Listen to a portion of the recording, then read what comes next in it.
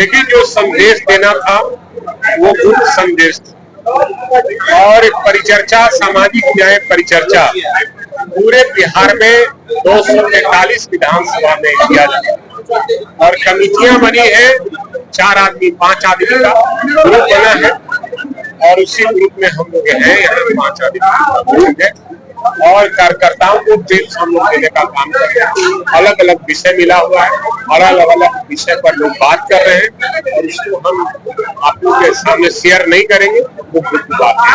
चुनावी साल में सामाजिक न्याय परिचर्चा कितना अहम लगता है पार्टी के कार्यकर्ताओं? ये सामाजिक न्याय की लड़ाई तो हम चुनाव के बाद भी लड़ते हैं, चुनाव के पहले भी लड़ते हैं। हमारी लड़ाई सामाजिक न्याय पर धरातल पर सामाजिक न्याय लागू होना चाहिए और बाबा साहब भीमराव अम्बेडकर ने हमें जो अधिकार दिया है उससे वंचित करने का काम एनडीए सरकार कर रही है। आरक्षण चोर, हमारा जो आरक्षण है उसको चोरी करने का काम एनडीए सरकार कर रही है। हम उस साजिश को पर्दाफाश करने का काम करेंगे और पर्दाफाश करके जनता को बताने का काम करेंगे कि हमारा जो आरक्षण है, जो ये जाति जनगणना हुआ, जाति गणना हुआ, बिहार में हमारे नेता तेजस्वी यादव के कहने पर हम लोग ने आंदोलन किया और मुख्यमंत्री माना और ये जाति गणना कराया और उसमें 65% हम लोग आरक्षण का प्रावधान किया था, लेकिन बीजेपी के लोगों ने पिछले दरवाजे से आगे जाकर और कोर्ट में जाकर इसको रुकवाने का काम किया। इस बात को ही जनता को हम लोग बता रहे हैं कि कैसे बीजेपी लोग आरक्षण चोरी करने का काम करता है और जो समाज के नीचे पैदान पर लोग हैं, जिन्हें अधिकार मिलना चाहिए, आरक्षण मिलना चाहिए, उनसे वंचित करा रहा है। इसलिए हम सबको जगाने और बुलंद करने का काम।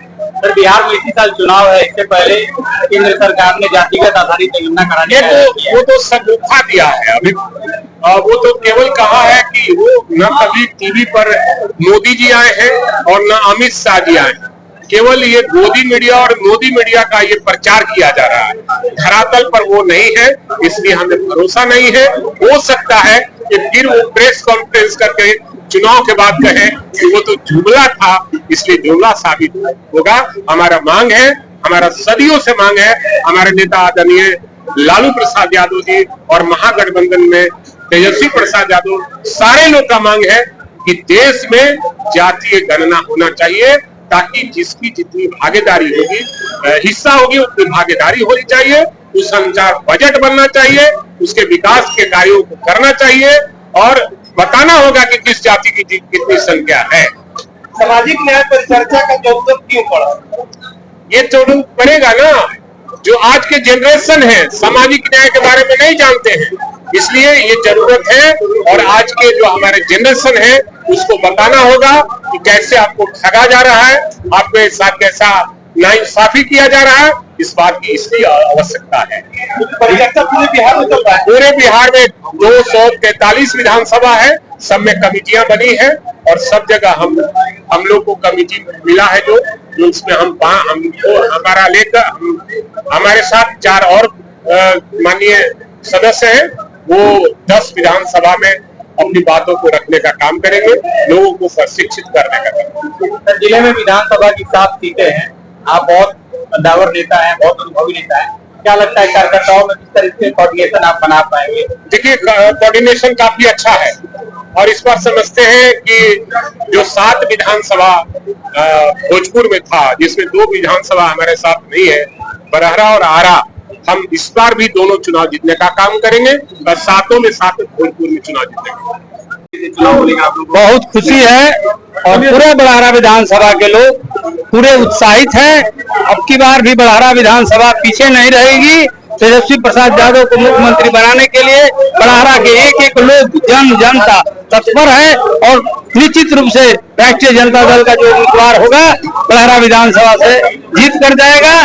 यही इसी के लिए ये मीटिंग थी और मैं इतना जरूर कहूंगा कि राष्ट्रीय जनता दल जिसको भी उम्मीदवार बनाए, हम लोग सारे जाति को, दल को, सारे अति पिछड़ा स्वर्ण सारे जातियों को एक साथ बड़हरा से कि जनता को दल से को दिल से मिलाकर हम लोग विधानसभा में पहुंचने का काम करेंगे और बड़हरा की सारी समस्याओं को एक टेबल पर बैठकर सारी समस्याओं का समाधान होगा।